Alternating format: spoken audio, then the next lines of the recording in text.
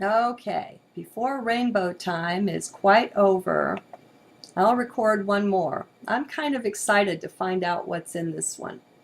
Like I said in my last one, I just discovered this little series back there. It's called Recognizing ETs, and this is 101, and there's a number of them.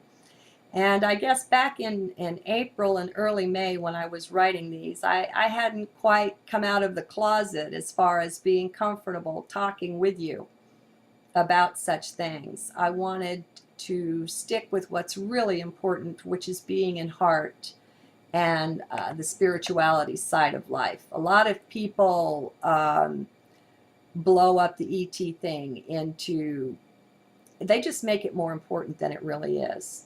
Relative to who and what we are, it's just another aspect of life. And it's new and it's shocking and it's exciting, sort of, because it's been hidden from us for so long. But it doesn't need to take you off your path or be given too much importance so that you lose your footing being lost in that topic. There are a lot of those that would like to take advantage of us that way. So let's stay on firm ground and be in heart.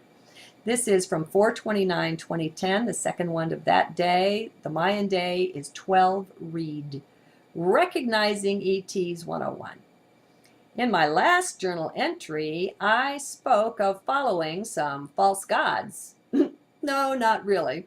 But I did manage to hook up with some ET beings through some channelers who, though their words were all the right ones, they were not. They were dark. And I'm going to stop a minute and say a lot of times the channeler is not at all dark. They aren't. They are of the light. They are just misled. So I'm saying the beings were dark. It's interesting how these ET beings do this, how they manage to so deceive us. Part of it, my friends, is in the techno-grid and the way it divorces us from our vibration, from our inner self. Another part, of course, is that many are in the mind, and that's the ET's main playground. They rule that roost. And finally, the third part is that until we begin to awaken and more of our chakras and senses and DNA comes online, we're easier to mislead. So there's a three-bagger for you that's in their favor. But no big deal, for you're the winner, and so am I. It's early innings yet, come to that. In our awakening, it's early on yet, for oh, so many are just arising, just looking up and wondering, how on earth do I know that? Or, what's that I see? Or, where from this inner understanding? Overall, the game's in the ninth inning with bases loaded. Our guys are on, and we're about to hit a grand slam like no other's ever been. Each one plays a part. Each one is important. Though dark, one's tactic has been to minimize, to put you down, to make little of you. Well, don't give in. Don't buy that rot. Great cosmic beings, that's what you are. So enter heart space and find that throne. Take back your life. They've owned it long enough, don't you think? I know I do. Here's how I did it. How I found center, took up my throne. First, I set my clear and stated intent to be the highest that I could envision, and then kept adjusting it even higher as wisdom arose, as things were revealed. I've learned and had it confirmed that our intent is one of the strongest, most powerful aspects of our being as far as controlling our life, steering our own ship of state is concerned. Next, I found heart space and set my intent to ever abide there, period. Each one does these things on their own and in their own way. Then, from heart space, I'd venture into this avenue or that one. I found I was led from there. I could follow where I'm drawn. Mostly, this was clear, crisp direction. I just knew, but not always. And not every question gets an answer either, after all. The biggest two things about heart space I found were this initially. First, you have to leave mind behind. You have to check it at the door. And second, there's no fear in there. None. These were both amazements, and it took some time to test this, to check it out, get settled in. And then, from that foundation, I found I could explore freely, and I'd be guided. I learned to trust, in other words, in my own heart.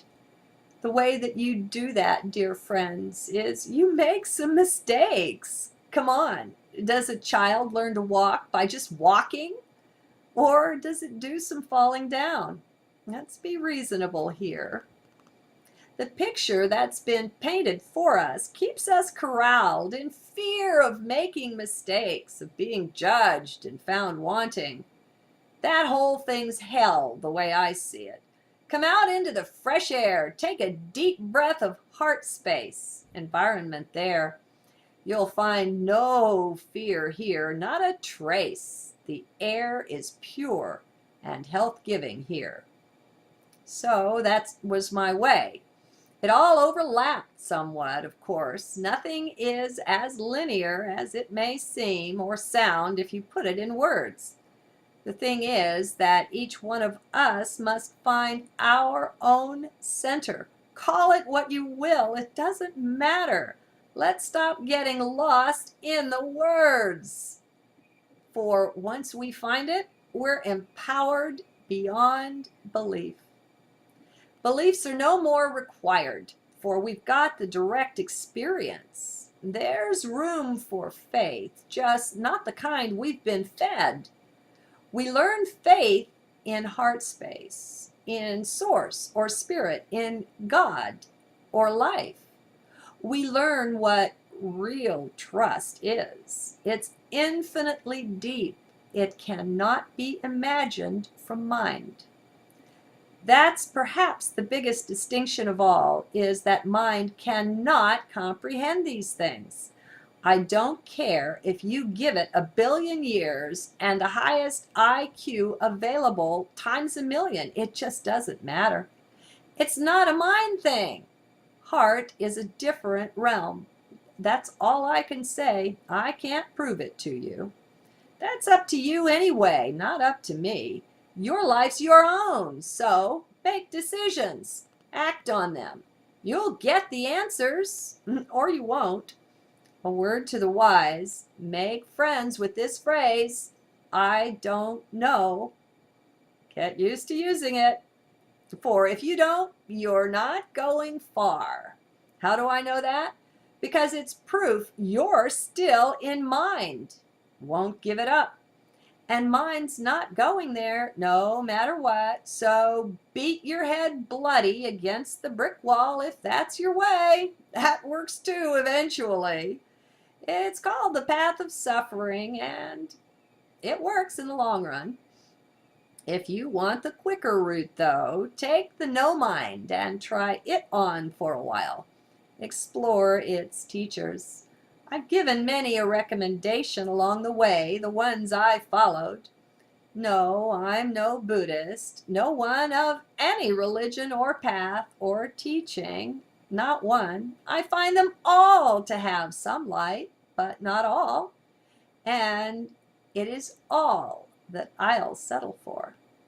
Thus, I go my own way, and I caution each one to please consider doing the same. As long as we fall in with someone else's teachings and take their word for things, then we can be misled. We don't have it on our own authority. Do you see? We're not grounded in truth. That's how the ETs who practice deception can do their thing. They can mislead. But once you've found your center and anchored in there, they cannot unseat you, can't scare or mislead. Once you are fearless, then they begin to fear you in a very real way. They know you're out of their reach, their grasp at any rate. It's a good place to be in. Come on in. The water's fine.